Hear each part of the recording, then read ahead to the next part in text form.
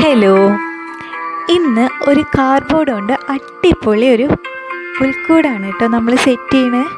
വെറും കാർഡ്ബോർഡ് കൊണ്ട്. പിന്നെ എൻ്റെ കയ്യിലുള്ള കുറച്ച് സാധനങ്ങളൊക്കെ വെച്ച് കൊടുക്കുന്നുണ്ട്. ഇത് നമുക്ക് കൊറിയറൊക്കെ വരില്ലേ, അങ്ങനത്തെ ബോക്സാണ്. അതിങ്ങനെ ജസ്റ്റ് ഒന്ന് കട്ട് ചെയ്ത് കൊടുക്കുക. ഞാനിങ്ങനെ പീസായിട്ട് ചെറിയ പാർട്ട് ഇങ്ങനെ ഫ്രണ്ടിൽ നിർത്തിയിട്ടുണ്ട് കേട്ടോ. പിന്നെ മോൾ ഭാഗം ഒന്ന് കൂട്ടി സെല്ലോ ടേപ്പ് വെച്ചിട്ട് ഒട്ടിച്ചു കൊടുക്കുക. ബാക്കി വന്ന പീസ് മുകളിൽ വെച്ചിട്ട് കൊടുത്തിട്ടുണ്ട്. പിന്നെ വൈറ്റ് കളറും ചെറുതായി പെയിൻ്റ് അടിച്ചിട്ടുണ്ട് കേട്ടോ.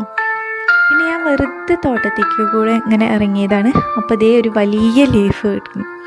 അപ്പോൾ ചെറിയൊരു ഐഡിയ തോന്നി, ഇത് ജസ്റ്റ് അതിൻ്റെ മുകളിൽ വെച്ചാൽ നല്ല ചന്ത ഉണ്ടാവുമല്ലോ.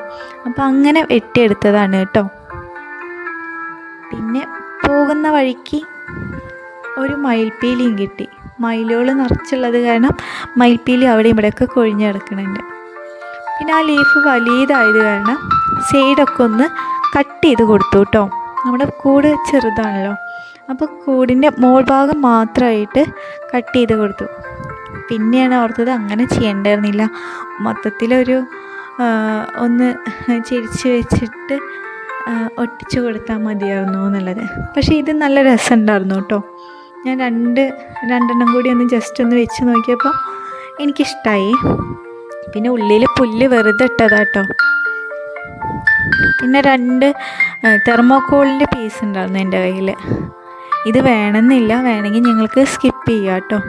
അപ്പോൾ എൻ്റെ കയ്യിലുള്ളത് കാരണം ഞാൻ അതിൻ്റെ ഉള്ളിലൊന്ന് സെറ്റ് ചെയ്ത് കൊടുക്കുന്നുണ്ട്. ജസ്റ്റ് ഒരു 2 പാർട്ടാക്കിയിട്ട് നമുക്ക് ആടും ഇതൊക്കെ ഒരു സെറ്റിലും പിന്നെ ഉണ്ണീശോയും ആൾക്കാരൊക്കെ ഇപ്പുറത്തെ സെറ്റിലും വെക്കാൻ വേണ്ടിയിട്ട്. ഒന്ന് കാലിത്തൊഴുത്തും മറ്റേത് ഈ പുല്ലൊക്കെ ഇടുമല്ലോ അതിൻ്റെ തൊട്ടിന്നൊക്കെ. പിന്നെ ഫ്രണ്ടിലത്തെ ഈ സാധനം കണ്ടോ, ഇതിങ്ങനെ പൊളിച്ചു കൊടുത്തപ്പോൾ നല്ല ചന്തമുണ്ട്. ഈ ഐഡിയ മുന്നേ തോന്നുകയാണെങ്കിൽ ഇങ്ങനെ പെയിൻ്റ് അടിക്കില്ലായിരുന്നു കേട്ടോ. ഞാൻ മൊത്തത്തിൽ കാർഡ്ബോർഡ് ഫുള്ളായിട്ട് ഇങ്ങനെ പൊളിച്ചു കൊടുത്തായിരുന്നു. അപ്പോൾ ഒരു പ്രത്യേക രസം തോന്നണില്ലേ, നല്ല ഡിസൈനും കാര്യങ്ങളും, ഒരു നാച്ചുറലായിട്ടുള്ള ലുക്ക് തോന്നിക്കുന്നുണ്ട്. അപ്പോൾ അടുത്ത പ്രാവശ്യം എന്തായാലും നോക്കാം. ഞാൻ ഇപ്രാവശ്യം ആദ്യമായിട്ടാണ് കേട്ടോ പുൽക്കൂട് ഉണ്ടാക്കുന്നത്.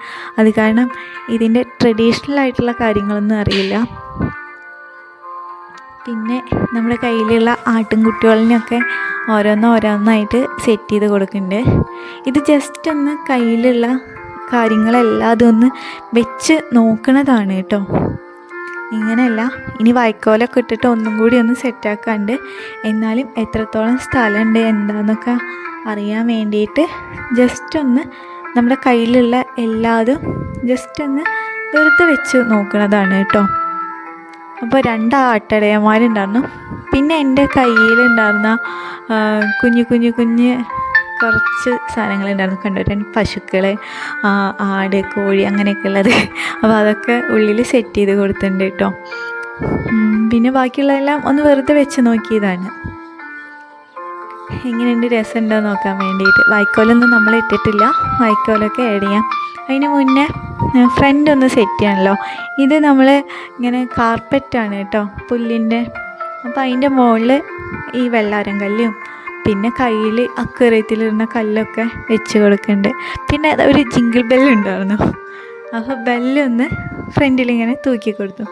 പിന്നെ കുറേ കളർ സ്റ്റോണുകളുണ്ടല്ലോ അക്വേറിയത്തിലൊക്കെ ഉണ്ട്, അതൊക്കെ ജസ്റ്റ് ഒന്നിങ്ങനെ വെതറി കൊടുത്തിട്ടുണ്ട് കേട്ടോ. അപ്പോൾ കാണാൻ നല്ല രസം ഉണ്ടാവുമല്ലോ.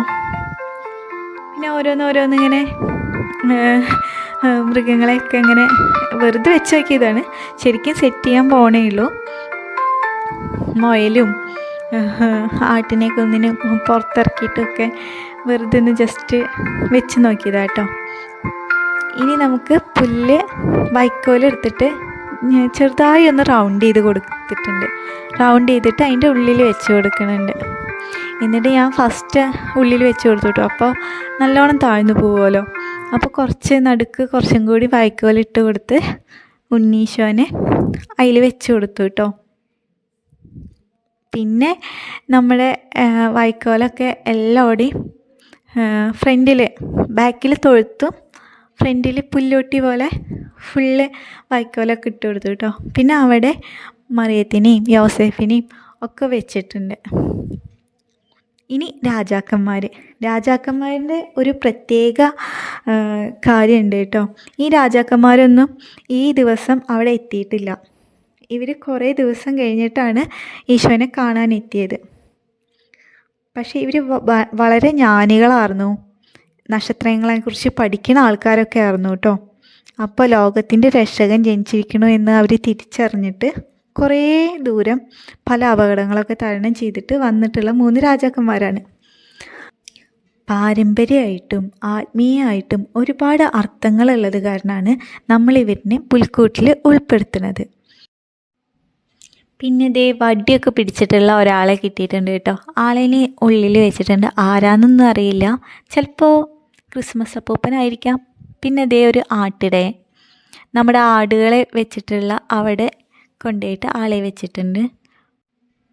പിന്നെ കുഞ്ഞു കുഞ്ഞു സാധനങ്ങളൊക്കെ ആഡ് ചെയ്ത് കൊടുത്തിട്ടുണ്ട് കേട്ടോ. ഇനി ദേ ഇങ്ങനെ ഒരാളെ കിട്ടിയിട്ടുണ്ട്. ഇത് ആരാന്ന് വലിയ പിടുത്തൊന്നും കിട്ടിയില്ല. ചിലപ്പോൾ രാജാക്കന്മാരുടെ ഒപ്പം വന്നിട്ടുള്ള സേവകരായിരിക്കാം. ആളെ ഇങ്ങനെ ആ പുറത്തിങ്ങനെ വെച്ചിട്ടുണ്ട് കേട്ടോ. പിന്നെ ദേ ഒരു ആട്ടിടയനെയും കൂടി കിട്ടിയിട്ടുണ്ട്. ആളെ നമ്മൾ ഉണ്ണീശോൻ്റെ അടുത്ത് വെച്ചിട്ടുണ്ട്. പിന്നെ ഒരുവിധമൊക്കെ സെറ്റാക്കി വെച്ചിട്ടുണ്ട് കേട്ടോ. ഇനി നമുക്ക് മഞ്ഞ ആഡ് ചെയ്യണം, ക്രിസ്മസ് ട്രീ, അങ്ങനെ കുഞ്ഞു കുഞ്ഞു വർക്കും കൂടിയേ ഉള്ളൂ. എൻ്റെ കയ്യിലൊരു കീ ചെയിൻ്റെ ഒരു മാലാഖ ഉണ്ടായിരുന്നു കേട്ടോ. ചേർക്കൊക്കെ കണ്ടില്ലേ. അപ്പോൾ ആളേനെ നമ്മൾ പുറത്ത് ഇങ്ങനെ സൈഡിലായിട്ട് ഇങ്ങനെ വെച്ചിട്ടുണ്ട്. പിന്നെ ഇതാണ് കേട്ടോ ക്രിസ്മസ് ട്രീ. അപ്പോൾ അത് ചെറുതായി ഡെക്കറേറ്റ് ചെയ്ത് കൊടുത്തിട്ടുണ്ട്. പിന്നെ പഞ്ഞി വെച്ചിട്ട് നമ്മൾ മഞ്ഞാക്കിയിട്ടുണ്ട്. മഞ്ഞിങ്ങനെ എല്ലാവരുടെയും പെയ്യിച്ചിട്ടുണ്ട്. ഇതാണ് ക്രിസ്മസ് അപ്പൂപ്പൻ കേട്ടോ. ഞാൻ പഞ്ഞി വെച്ചിട്ട് ഉണ്ടാക്കിയതാണ്, ചുവപ്പ് തുണി ഇതൊക്കെ വെച്ചിട്ട്. പിന്നെ ഇതാണ് നമ്മുടെ ഒരു ഫൈനൽ ലുക്ക്. ദേ പശുവും മുയലും പിന്നെ കുഞ്ഞു കുഞ്ഞു കുഞ്ഞു സാധനങ്ങളൊക്കെ ഞാൻ ആഡ് ചെയ്ത് കൊടുത്തിട്ടുണ്ട് കേട്ടോ. കയ്യിലുള്ളതൊക്കെ ഉള്ളത് കൊണ്ട് ഓണം പോലെ എന്ന് പറയുന്ന പോലെ ഉള്ള സാധനങ്ങളെല്ലാതും കൂടി വെച്ചിട്ട് ചെറുതായി ഒപ്പിച്ചൊരു പുൽക്കൂടാണ് കേട്ടോ. ഇത് ആദ്യമായിട്ടാണ് ഉണ്ടാക്കുന്നത്, ഇതുവരെ ഉണ്ടാക്കിയിട്ടില്ല. അപ്പോൾ ഇതിൽ കുറേ മിസ്റ്റേക്കൊക്കെ ഉണ്ടാവും. പിന്നെ ഉണ്ണീശോനെയൊക്കെ ലാസ്റ്റ് വെക്കാമെന്നൊക്കെ കേട്ടിട്ടുണ്ട്. ട്രഡീഷണലായിട്ട് ചെയ്യുമ്പോൾ അങ്ങനെയാണ് ചെയ്യാമെന്നൊക്കെ കേട്ടിട്ടുണ്ട് കേട്ടോ. പിന്നെ ബെത്ലഹേമിൻ്റെ ഒരു ചെറിയ പുൽക്കൂട്ടിലാണ് ലോകത്തിൻ്റെ രക്ഷകനായിട്ടുള്ള യേശു ക്രിസ്തു ജനിച്ചത്. പക്ഷേ പാവപ്പെട്ട ഒരു ഇടയൻ്റെ പുൽക്കൂട്ടിൽ അത് നമ്മളതിനെ പഠിപ്പിക്കുന്നത് എന്താണെന്ന് വെച്ച് കഴിഞ്ഞാൽ വലിപ്പമൊന്നുമില്ല, സ്നേഹമാണ് വലുത് എന്നാണ്.